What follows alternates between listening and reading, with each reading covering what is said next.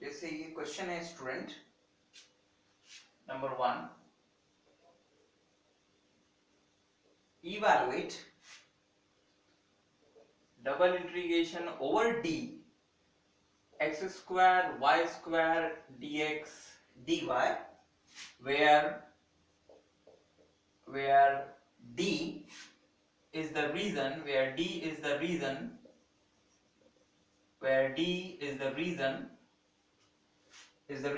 bounded by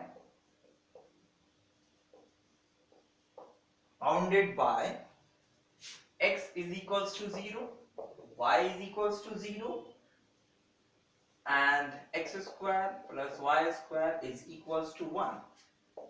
x is greater than equal 0, y is greater than equal 0 student. Look, हमें एक double integration को evaluate करना है D surface पे यानी डी रीजन पे, है ना, where d is the region bounded by, और ये जो d रीजन है ये बाउंडेड है किन किन से, x is equals to 0 से, y is equals to 0 से and x square plus y square is equals to 1 से, ठीक है ना, और x is greater than equal 0, y is greater than equal 0, तो हम इस d रीजन को इजीली देख पाएंगे अगर हमें इन सब की समझ हो. आई रिपीट, इन सब को हमें ग्राफ पे प्लॉट करना है और उन सब उसके लिए इन सब की समझ होना जरूरी है. मतलब कि x is equals to 0 क्या होता है, y is equals to 0 क्या होता है, x square plus y square is equals to 1 किसकी इक्वेशन होती है, x is greater than equal 0 के मतलब क्या है, y is greater than equal 0 के मतलब क्या है. ये सारी चीजें हमारे दिमाग में बिल्कुल क्लियर होने चाहिए. ठीक, अगर ना हो तो क्लियर कीजिए, बिकॉज ये डबल और ट्रिपल इंटीग्रेशन ऐसा पोर्शन है जिसमें ज्योमेट्री अच्छी होना जरूरी है. अगर नहीं है ज्योमेट्री अच्छी तो जिस क्वेश्चन को आप सॉल्व कर रहे हैं उस क्वेश्चन में जिन जिन चीजों की जरूरत है आप उन्हें क्लियर करिए. जब आप ऐसे बहुत सारे क्वेश्चंस कर लेंगे तो आप पाएंगे कि आपको बहुत कुछ आ गया.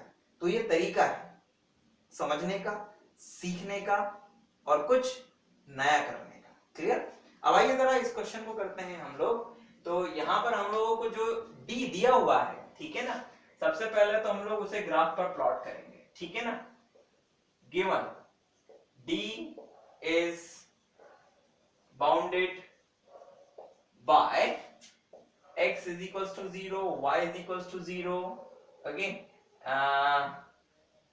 and x square plus y square is equals to 1, x is greater than equal 0, y is greater than equal 0. अब जरा ध्यान दीजिएगा, अगर xy प्लेन में हम देखें इसे कि बेसिकली ये xy प्लेन में है क्या, तो सबसे पहले तो देखो, सबसे पहले तो हम एक काम करते हैं कि इस सर्कल को ड्रॉ करते हैं. तो ये जो सर्कल है दैट सर्कल इस सर्कल का सेंटर है 0 0 और रेडियस है 1. तो हम इसको अगर प्लॉट करेंगे तो वो सर्कल कुछ इस तरह से बनेगा.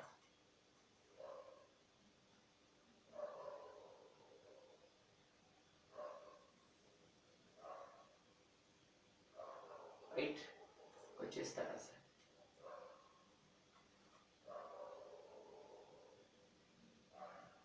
ठीक है ना. एंड क्योंकि रेडियस 1 है तो इस पॉइंट के कोऑर्डिनेट होंगे 1 0, इस पॉइंट के कोऑर्डिनेट होंगे 0 नॉट 0 1, इट्स -1 0, इस पॉइंट के कोऑर्डिनेट होंगे 0 1 और इस पॉइंट के कोऑर्डिनेट होंगे 0 -1. Suppose that this point is O, this point is A, this point is B, and this point is C, and this point is D, and this is our x-axis and this is our y-axis. Now, इस circle को plot करने के बाद student आप लोग ये जानते हैं कि x is equals to 0 का मतलब होता है y-axis, क्योंकि y-axis पे ही x की वैल्यू 0 होती है. y is equals to 0 का मतलब होता है बच्चों x-axis, क्योंकि x-axis पे y की वैल्यू 0 होती है. और ये सर्कल हम लोग प्लॉट कर चुके हैं और इस सर्कल की इक्वेशन क्या है, x square plus y square is equals to 1. Now ये x ये पूरा का पूरा x एक्सिस, ये पूरा का पूरा y एक्सिस और ये सर्कल. तो हमें अभी इन तीन चीजों की मदद से ये पता नहीं चल रहा है कि हमें जिस रीजन पे इंटीग्रेशन करना है वो कौन है. ये है, ये है, ये है, ये है, ये पूरा का पूरा है. Because x is equals to 0 ये पूरा होता है, y is equals to 0 ये पूरा होता है. ठीक है ना, एंड सर्कल भी पूरा है। तो हमें उसमें वो जो लास्ट में कंडीशन दी हुई है बच्चों, x is greater than equal 0 and y is greater than equal 0, तो जहां पर x 0 से बड़ा हो, तो x 0 से बड़ा कौन सा होता है, ये पोर्शन ऊपर वाला केवल। तो मतलब ये जो दो पार्ट हैं ये हमारे काम के हैं, किसके लिए, जब x is greater than equal 0, और जब y ग्रेटर देन इक्वल 0 मतलब कि y, सॉरी मैं कुछ गलत कर गया, x is greater than equal 0 यानी कि इस तरफ वाले दोनों पोर्शन, और y is greater than equal 0 मतलब ऊपर वाले दो पोर्शन। और जब ये दोनों कंडीशंस को एक साथ लगा देते हैं तो इन दोनों से मिलकर एक कॉमन जो रीजन आता है, that common region is this OAB, right, OAB। तो एक्चुअली में बेसिकली ये जो रीजन है that is our region of integration, यानी कि ये हमारा D है जिसके ऊपर की हमें इंटीग्रेशन करना है ना। तो using above condition, using above conditions, we have D such that OAB, we have D such that OAB। Now student अब आती हैं limits of x and y की बारी, ठीक है ना, limits of x and y। तो limits of x and y क्या होंगी स्टूडेंट, तो limits of x and y होंगी कुछ इस तरह से। ये जो रीजन है OAB, इस रीजन में देखिए कि x की लिमिट कहां से कहां तक है, यानी कि x की लिमिट हम x एक्सिस पे लेंगे तो x की लिमिट आएगी 0 से लेके 1 तक। आई रिपीट, देखो जरा x कहां से कहां तक फैला है, 0 से 1, तो x की लिमिट्स आई x is equals to 0 to x is equals to 1। कहां पर आपने निकाली है, ये ऑन दी x एक्सिस, आपने ये लिमिट्स निकाली ऑन दी x एक्सिस, और y की लिमिट के लिए अब y एक्सिस पे मत जाइएगा वरना रेक्टेंगल बन जाएगा D।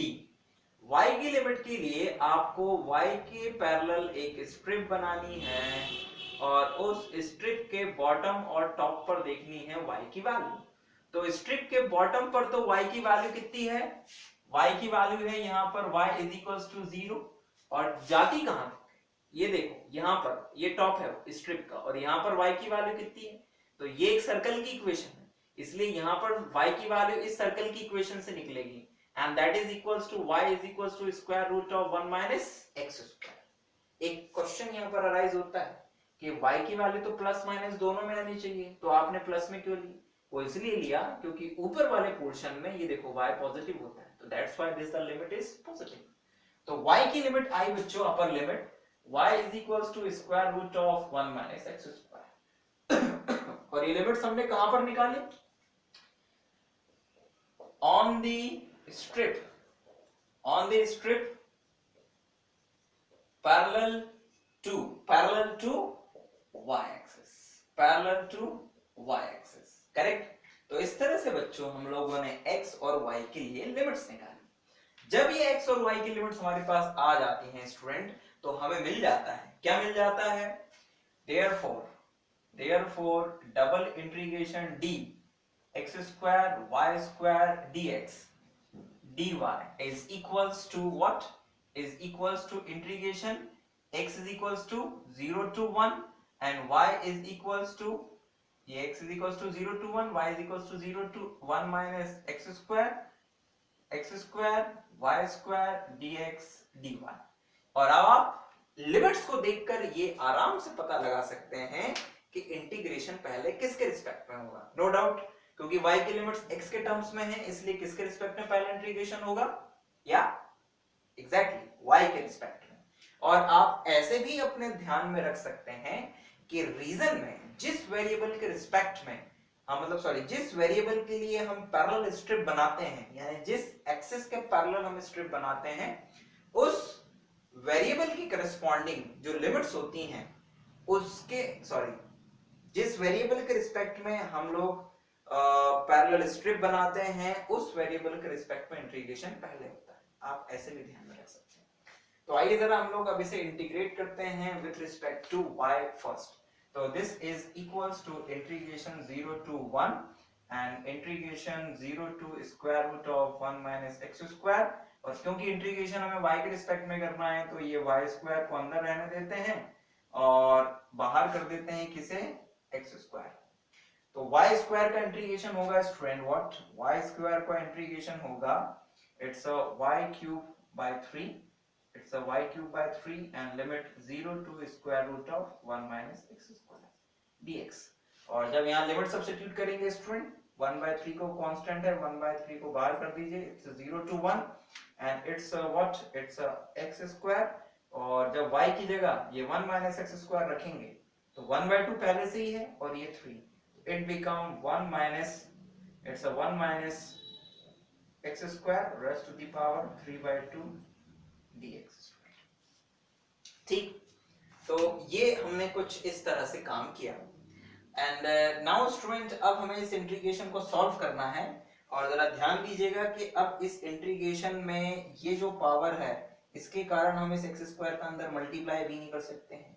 तो अब यहाँ पर हम लोगों को कुछ ऐसा करना है कि हम इजीली इस इंटीग्रेशन को सॉल्व कर पाए। ठीक है, यहाँ पर अब आप लोगों को थोड़ा सा बीटा एंड गामा फंक्शन में जाना पड़ेगा, बिकॉज बीटा और गामा फंक्शन में हमारे पास वो रास्ता है जिसकी मदद से हम इसे आसानी से सॉल्व कर सकते हैं। ठीक है ना, अब इसे करने के यहाँ पे 2-3 तरीके हैं, मैं उनमें से एक तरीका बता रहा हूँ स्टूडेंट आपको यहाँ पर कि पहले तो हम इस इंटीग्रल को ट्रिग्नोमेट्रिक, है ना, एक ट्रिग्नोमेट्रिक इंटीग्रेशन में कन्वर्ट करते हैं और उसके लिए यहाँ पर हम लोग एक सिंपल सा सब्स्टिट्यूशन करेंगे। क्या, put x is equals to sin square, sorry put x is equals to sin theta। तो जब x is equals to sin theta हम इसमें सब्स्टिट्यूट करेंगे तो देखिएगा हमें क्या मिलेगा, put x is equals to sin theta। This implies that what? This implies dx is equals to cos theta d theta। And limits क्या होंगी? Limits होंगी when x is equals to 0, this implies theta is equals to 0, and when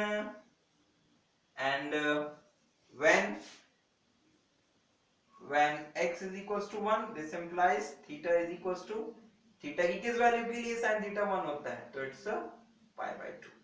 तो हमारे पास जो limits आएंगी वो limits आएंगी 0 to π/2।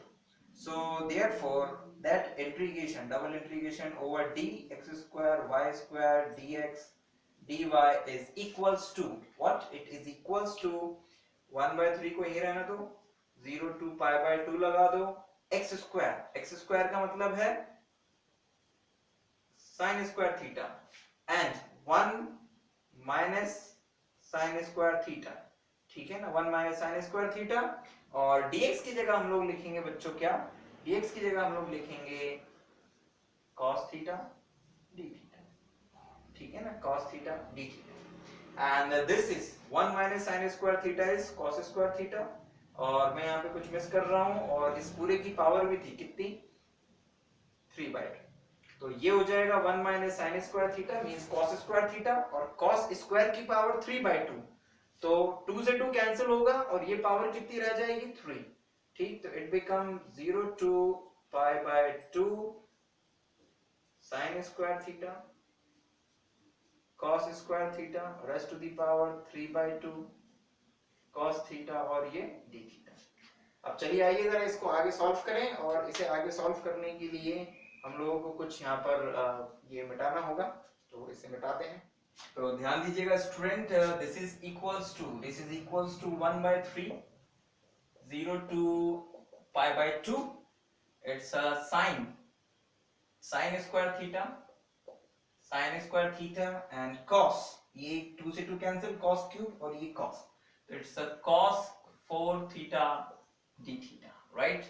तो इसे मान लीजिए स्टूडेंट 1। अब इसे ध्यान से देखिएगा, हाँ, और अब बीटा एंड गामा फंक्शन की डेफिनेशन में जाइएगा, है ना। आप लोगों ने वहां पर ये 2 फॉर्मूले पढ़े थे, क्या, एक कि beta mn is equals to होता है 2 0 to π/2 sin theta raised to the power 2m minus 1 cos theta raised to the power 2n minus 1 d theta, right. ये आपने पढ़ा था फॉर्मूला वहां पर। तो अब इसे देखिए और इसे देखिए, है ना, ये 2 है, ये 2 तो खैर अपन डिवाइड में लिए जाएंगे, कोई परेशानी नहीं है इससे। केवल आप इसे देखिए यहां से लेके यहां तक की इंटीग्रेशन को, अगर आप ध्यान से देखें तो लिमिट दोनों की सेम है, साइन स्क्वायर थीटा है, मतलब कि 2m माइनस 1, 2m माइनस 1 किसका काम कर रहा है, 2 का, ठीक है ना। तो यहां से m की वैल्यू कितनी आ जाएगी, m इज इक्वल टू, ये इस तरफ गया तो इट्स 3/2, और cos की पावर यहाँ 4 है, ये 2n माइनस 1 है, तो मतलब 2n माइनस 1 किसका काम कर रहा है, 4 का। तो this implies what, this is n is equal to 5/2।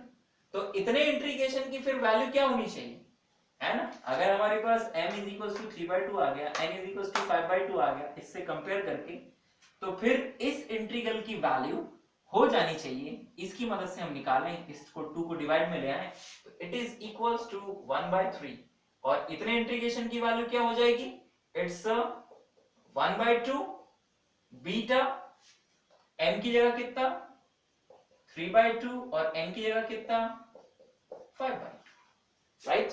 तो मतलब बीटा फंक्शन की डेफिनेशन से और इस प्रॉपर्टी का यूज करके इस इंटीग्रल की वैल्यू आ गई है।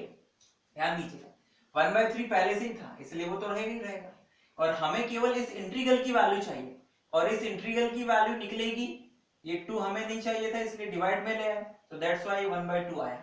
और इस इंटीग्रल में और इसमें जब कंपैरिजन किया तो m का काम कर रहा था 3/2 और n का काम कर रहा था 5/2, तो इस इंटीग्रल की वैल्यू इस फार्मूले से ये हो जाएगी।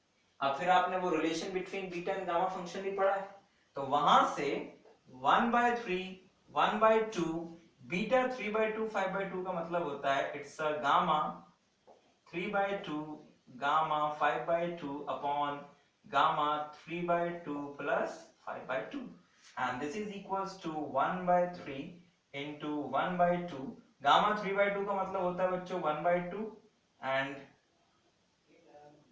रूट पाई, और गामा 5/2 का मतलब होता है 3/2 1/2 and root pi, divide by 3/2 plus 5/2, it's what, it's a gamma 4, because ये 1.5 और ये 2.5 4, और गामा 4 की वैल्यू हम आगे निकालते हैं।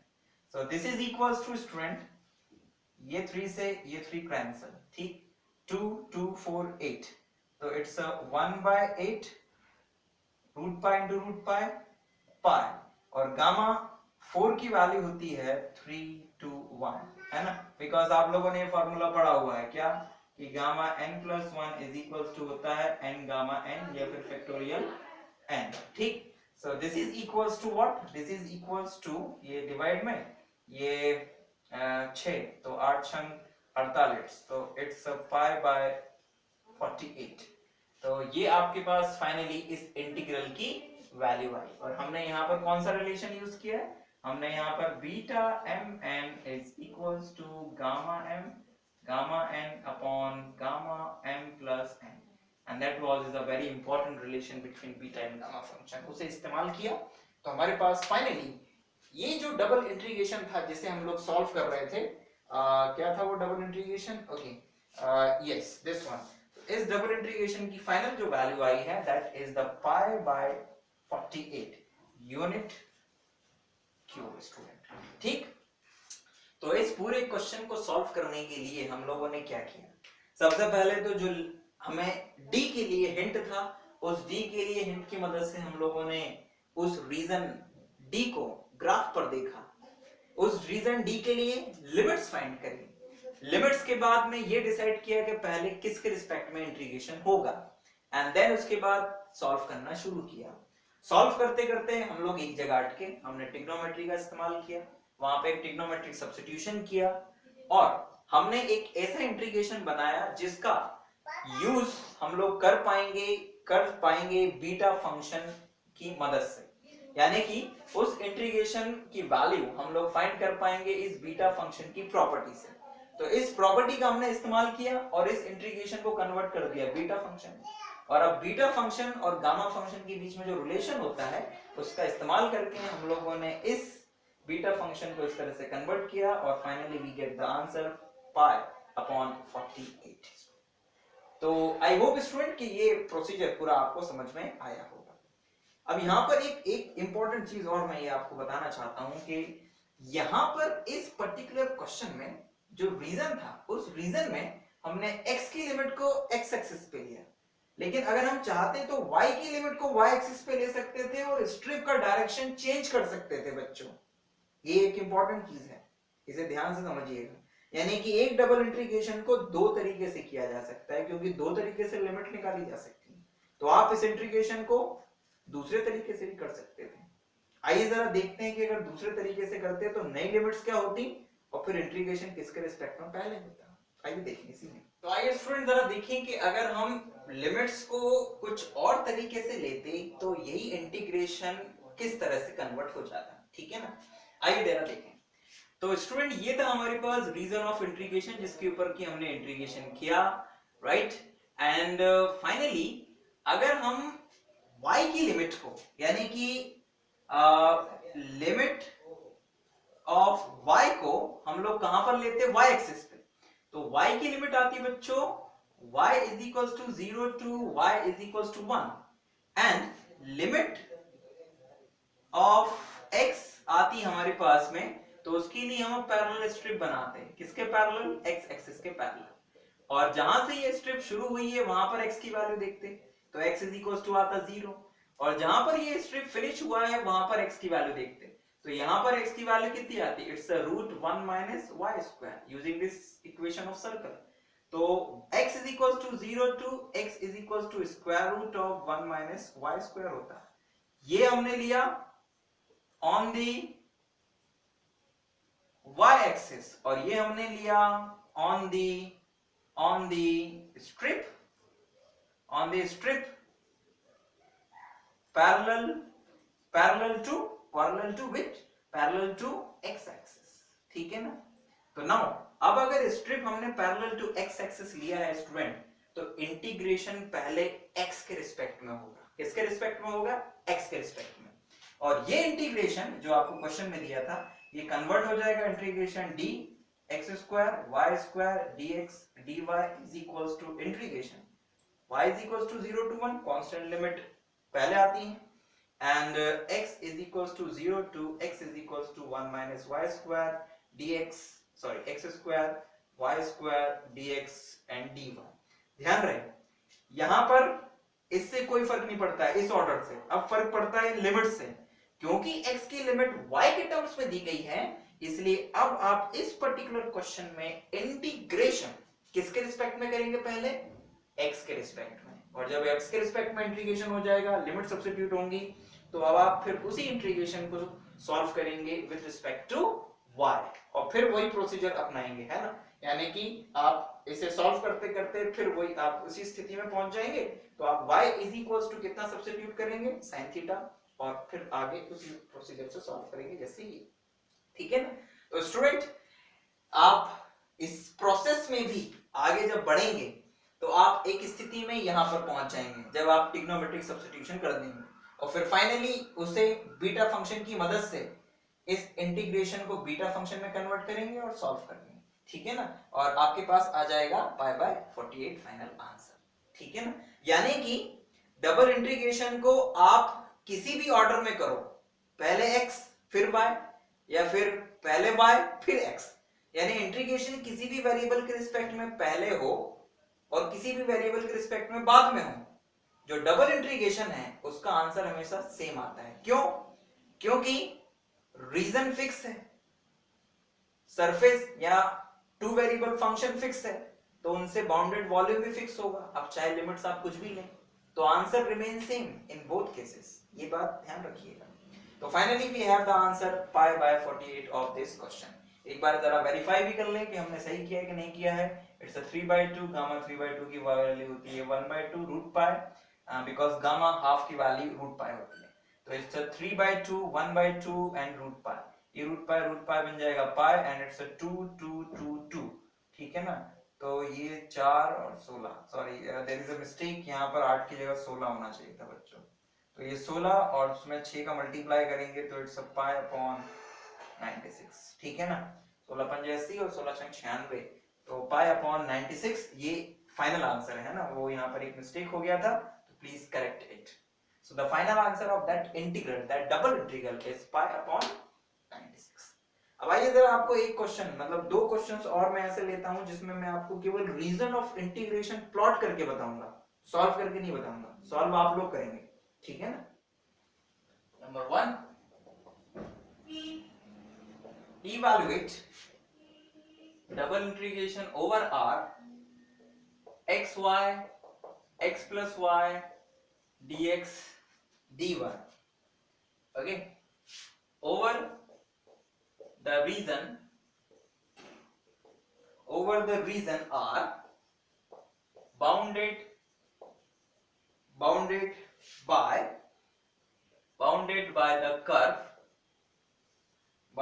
the curve y is equals to x square and y is equals to x. ये पहला क्वेश्चन है बच्चे.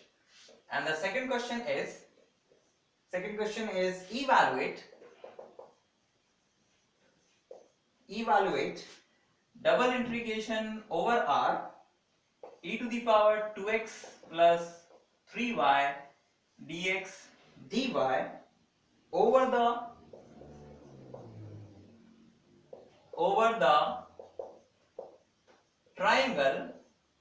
the triangle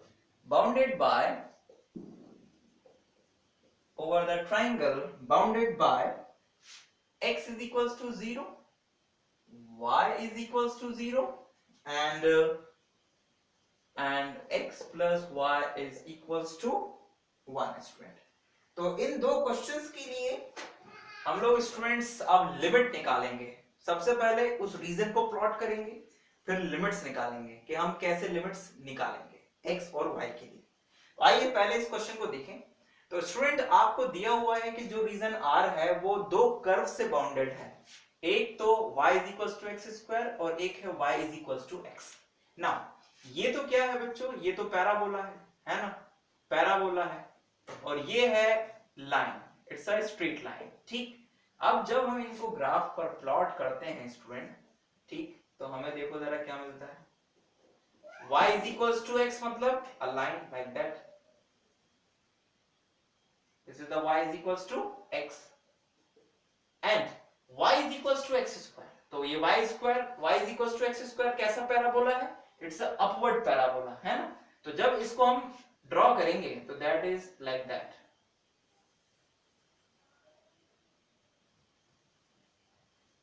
This is what? This is y is equals to x. Now अब इन दोनों से बाउंडेड रीजन, यानी इन दोनों से जो बंधा हुआ हो, तो इन दोनों से बंधा हुआ तो ये है this one. ठीक, तो this is O, A, B and C. तो what is our region R? It is O, A, B, C, O. Now ये पॉइंट जो है जहां पर ये जो लाइन है y is equals to x, ये जो इंटरसेक्ट कर रही है इस पैराबोला को, तो यहां पर अब हमें इस पॉइंट के कोऑर्डिनेट निकालने हैं. तो उसके लिए हम लोग क्या करेंगे, यहां से y की या x की वैल्यू उठाकर यहां रख देंगे. तो हम जब इन्हें सॉल्व करेंगे, किसे, y is equals to x square और y is equals to x, जब हम इन्हें सॉल्व करेंगे, सॉल्विंग, तो इट्स वेरी इजी. हम यहाँ पर एक काम करते हैं, यहाँ से y की वैल्यू उठा के x यहाँ रख देते हैं, तो it's x is equals to x square. और इसे हम लोग लिख सकते हैं क्या, इसे हम लोग लिख सकते हैं what, it's x minus x square is equals to 0 and this implies what, it is x 1 minus x is equals to 0. तो इसका मतलब हुआ कि x is equals to 0 and x is equals to 1. तो मतलब कि जो कर्व हैं वो दो पॉइंट पर इंटरसेक्ट करते हैं, एक वो जहां पर x is equals to 0 होगा और एक वो जहां पर x is equals to 1 होगा. मतलब ये बात तो पक्की हुई कि यहाँ पर x is equals to कितना है, 1 है. अब अगर इस पॉइंट पर x is equals to 1 है, तो ये जो पॉइंट है जहां पर x की वैल्यू 1 है, उस x की वैल्यू को आप इन दोनों कर्व में से किसी में भी रख दें तो y भी कितना आ जाएगा, 1. तो इट मींस दैट कि इस पॉइंट के जो कोऑर्डिनेट हैं b के, वो है 1 1. अब आप लोग ये सोच रहे होंगे कि हमने ये क्यों निकाला, बिकॉज जो ये रीजन है R, इस रीजन R में x का जो एक्सपेंशन है वो यहां से लेके यहां तक है. मतलब x की जो वैल्यू है वो इस पॉइंट से डिसाइड होगी, और x की लिमिट के लिए हम लोग क्या कर देंगे, एक प्रोजेक्शन डालेंगे x एक्सिस पे, इस पॉइंट से. तो ये जो पॉइंट है, क्योंकि परपेंडिकुलर डाला है हमने, तो ये जो पॉइंट है इसके कोऑर्डिनेट भी क्या होंगे 1 0। ठीक, नाउ इस रीजन के लिए, इस रीजन R के लिए x कहां से कहां तक फैला हुआ है 0 से लेके 1 तक, यानी कि x एक्सिस पे इस कर्व का एक्सपेंशन कितना है 0 to 1। तो x की लिमिट होंगी बच्चों, लिमिट ऑफ x जो होंगी इस पर्टिकुलर कर्व के लिए, तो लिमिट ऑफ x होंगी लिमिट ऑफ x होंगी x is equals to 0 to x is equals to 1 and limit of y क्या होंगी, लिमिट ऑफ y होंगी y is equals to, now रुक, y is equals to, ये देखो पहले तो स्ट्रिप बनाओ, ये पैरेलल टू दिस वन।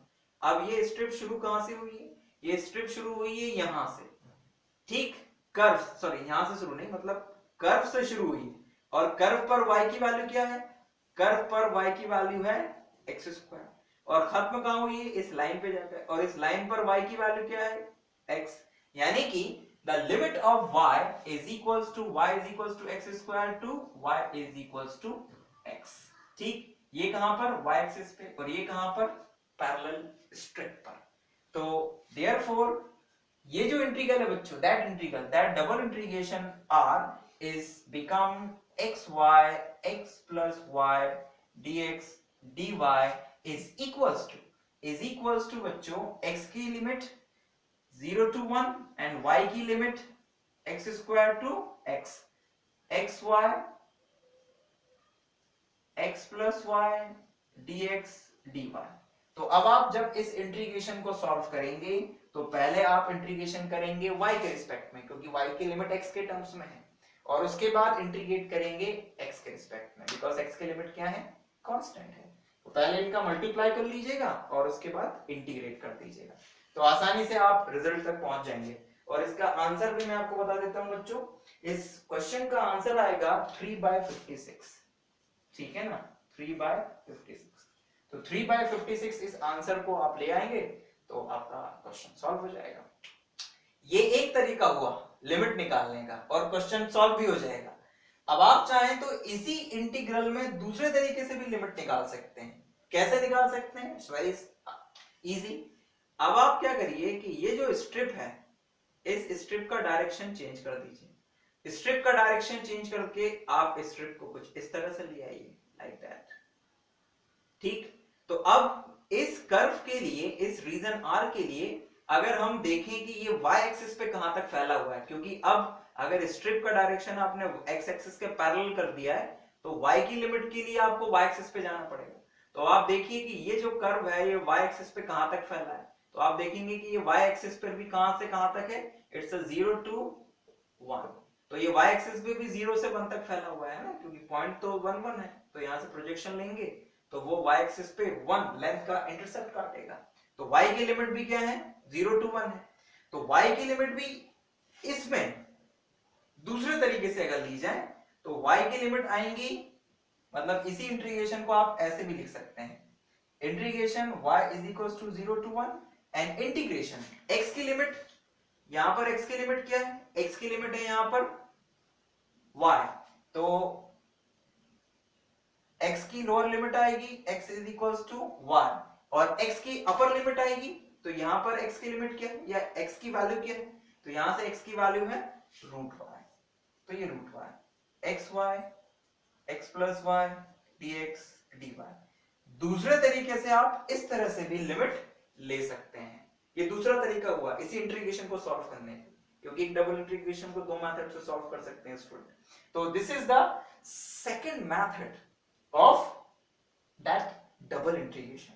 तो इसकी वैल्यू आप इस तरह से निकाल लेंगे, और जब आप इसे इंटीग्रेट करेंगे तो पहले ये किसके रिस्पेक्ट में होगा, x के रिस्पेक्ट में, है ना, क्योंकि लिमिट y के टर्म्स में है। तो पहले x के रिस्पेक्ट y के रिस्पेक्ट में integration and then after y के रिस्पेक्ट में integration, but the answer of that integral is also equal to that, दोनों के आंसर सेम आएंगे। तो इस तरह से आप इस पर्टिकुलर क्वेश्चन के लिए पहले ग्राफ प्लॉट करेंगे, उसे समझेंगे, आप पहले ये देखेंगे कि वो ग्राफ x एक्सिस पे कहां से कहां तक फैला है, उसके लिए क्योंकि ये जो रीजन है ये यहां तक ही है, जिस रीजन पे आपको इंटीग्रेशन करना था वो ये यहां तक फैला हुआ है। तो आप पहले इस पॉइंट के कोऑर्डिनेट निकाल लेंगे, उसके लिए दोनों इक्वेशन को सॉल्व करेंगे, x की वैल्यूज आएंगी, उसकी मदद से y भी निकाल लेंगे। तो x की लिमिट के लिए आप देखेंगे कि ये कर्व x पर कहां से कहां तक फैला है और y के पैरेलल स्ट्रिप बना देंगे तो y की लिमिट आ जाएगी, वो रही। और दूसरा तरीका अपनाएंगे तो देखेंगे कि ये कर्व y एक्सिस पे कहां से कहां तक फैला है तो y की लिमिट्स आ जाएंगी और parallel strip to x axis बना देंगे तो दूसरे तरीके से आपके पास x की लिमिट यानी x is equals to y to x is equals to root y, ये x की नई लिमिट्स आ जाएंगी। तो आप इस तरह से भी सॉल्व कर सकते हैं, यू डिसाइड, ठीक है ना। डबल इंटीग्रेशन में सॉल्व करने के दो तरीके हैं, जैसे चाहे सॉल्व करो। अब आइए जरा इस सेकंड वाले इंटीग्रेशन को और देख लें कि इसके लिए लिमिट्स कैसे निकालेंगे और दोनों तरीकों से क्या लिमिट्स निकलेंगी। आइए देखिए। तो स्टूडेंट जरा इस क्वेश्चन को ध्यान से देखिएगा, इसमें जिस रीजन के ऊपर आपको इंटीग्रेशन करना है वो एक ट्राइंगल है और बाउंडेड है किससे, x is equals to 0, y is equals to 0 और line x plus y is equals to 1। अगर हम इसे ग्राफ पर देखें, ठीक है ना, ये ग्राफ, तो ये होता है बच्चों y is equals to 0 यानी x axis and this is the x is equals to 0 यानी कि y axis. Now x plus y एक स्ट्रेट लाइन है जो कि x एक्सिस को काटेगी कहां पर, 1 0 पॉइंट पर, और y एक्सिस को भी कहां पर काटेगी, 0 1 पॉइंट, और दोनों ही पॉइंट्स को अगर मिला दें तो हम लोगों को वो स्ट्रेट लाइन मिल जाएगी जो कि इस x प्लस y से क्या होगी, बनेगी, and this is the straight line, ठीक। This is what, this is x plus y is equals to 1, यानी कि जिस ट्राइंगल पर हमें इंटीग्रेशन करना है वो ट्राइंगल कुछ इस शेप में है, ठीक। अब आती है बारी लिमिट्स निकालने की कि हम लिमिट्स क्या निकालें इस रीजन r के लिए, ठीक है ना। तो लिमिट्स ये इट्स इसको आप कह सकते हैं मेथड 1, है ना, मतलब पहला तरीका है ये, है ना, लिमिट्स निकालने का। तो लिमिट्स ऑफ x, तो लिमिट्स ऑफ x निकालेंगे इन रीजन r, रीजन इज, ये रीजन r है एक्चुअल में, तो इस रीजन r में जब आप लिमिट्स निकालेंगे x और y के लिए तो वो लिमिट्स आएंगी, क्या आएंगी student, that limits of x are x is equals to 0 to x is equals to 1।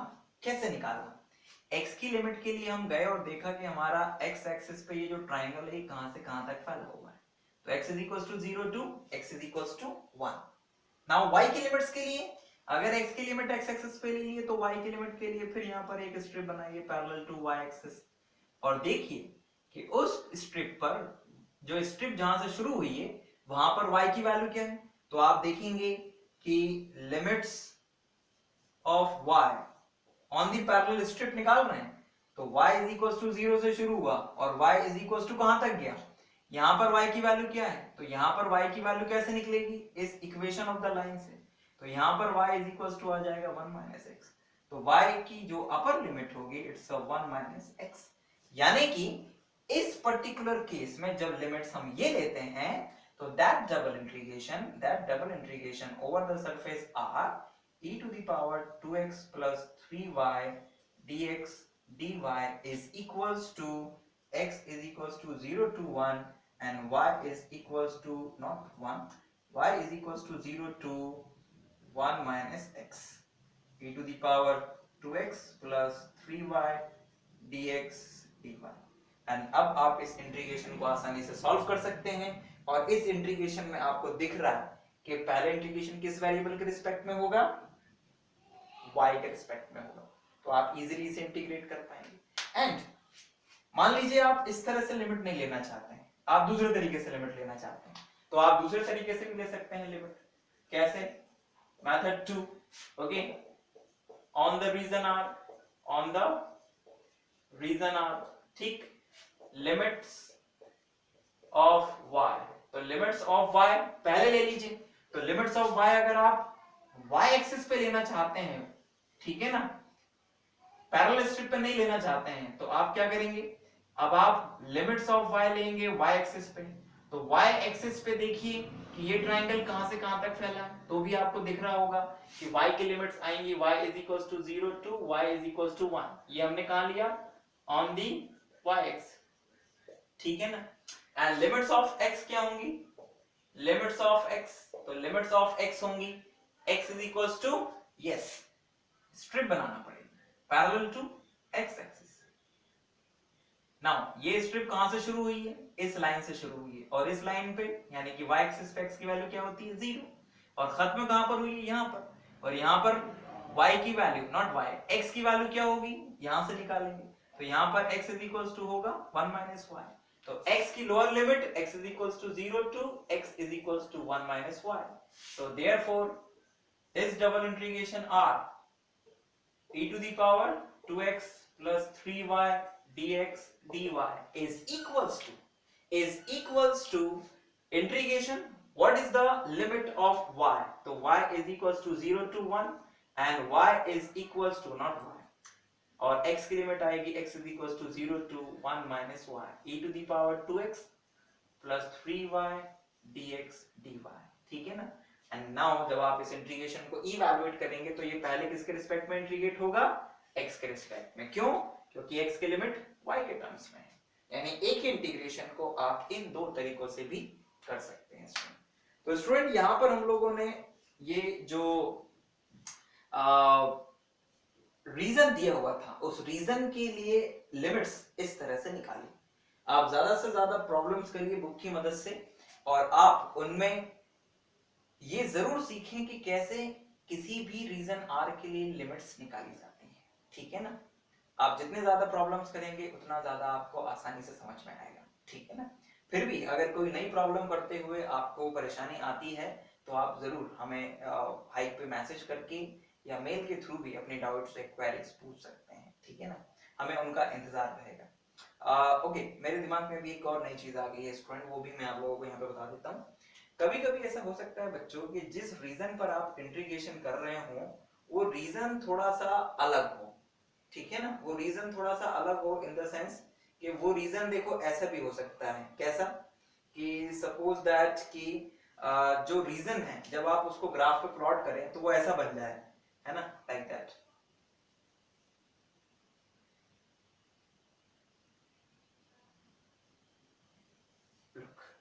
And suppose that this is A, this is O, A, B, C, तो स्टूडेंट मान लो कि जिस रीजन के ऊपर आप इंटीग्रेशन कर रहे हैं वो रीजन ऐसा है कुछ लाइक दैट, तो होगा ये स्टूडेंट कि जब आप इसमें इस तरह से लिमिट लोगे कि x की लिमिट को x एक्सिस पे ले लिया, y की लिमिट को y एक्सिस पे ले लिया, तो कोई दिक्कत नहीं है क्योंकि इंटीग्रेशन आसानी से हो जाएगा, y की लिमिट्स भी आ जाएंगी।